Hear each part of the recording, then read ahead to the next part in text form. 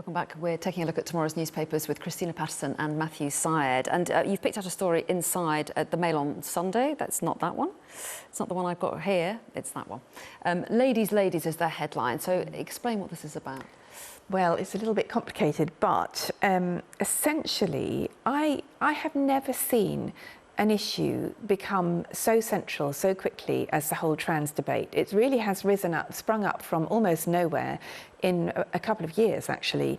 And now what's happened is that various women who are now here called trans-exclusionary radical feminists, even if they're just actually kind of fairly normal women with no major political stance, are saying, you know what, we're not entirely comfortable with this idea, which has been put forward by Maria Miller, actually, that you should be able to decide what gender you are, never mind biologically what you are, or whether you are planning to transition or have surgery, or whether you've had surgery.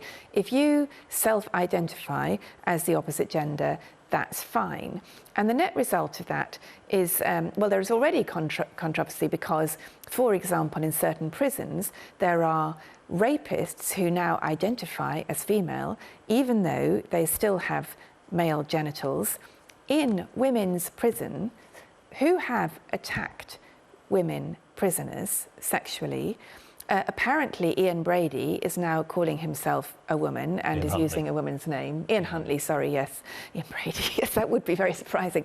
And certain women are raising alarm bells about this and saying, you know what, we are not very comfortable with all of this. But that is something you can't say anymore, apparently. And so all these activists are going out and being incredibly aggressive in their protest about this. And it's now such a sensitive issue that they couldn't even have a debate about this. They couldn't publicise the event. There was a meeting at Hyde Park Corner where the venue would be told to people, and a woman who was filming it had her camera smashed and was hit. And various, apparently, allegedly, various of the people who were protesting said, you deserve it.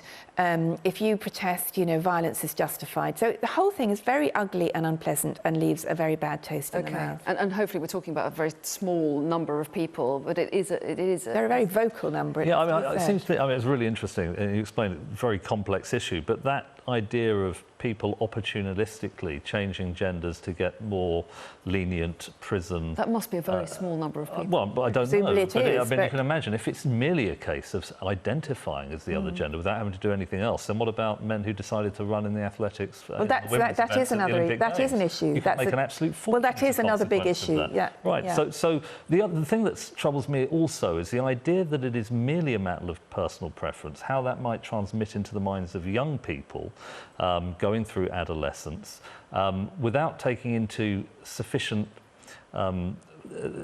consideration that gender is a deep biological truth. But you're not allowed to say that. You're not allowed to say that anymore, Matthew. And in fact, there's a Christian couple who have taken their child out of a primary school because primary schools throughout the country are now adopting a policy of gender fluidity, gender neutrality, that if a child decides they suddenly want to identify as another gender, as had happened in this particular school, then the parents of this 5-year-old or 6-year-old, I can't remember, were very uncomfortable with that. And I understand that. I think children of that age are very suggestible. I think you want to tread very carefully with this. And I don't think that teachers should be encouraging children who are 5 or 6 to suddenly decide they're the other gender. Of course, a certain number of people will have genuine gender confusion, and that will need to be treated extremely sensitively and carefully and with professional support. But it's become a wave of hysteria that's spreading through this country, and I think it's very, very dangerous. OK, and it's a subject that we could debate at some length, isn't it? But unfortunately, we don't have enough time. So let's just move on to some of the other stories that you had wanted to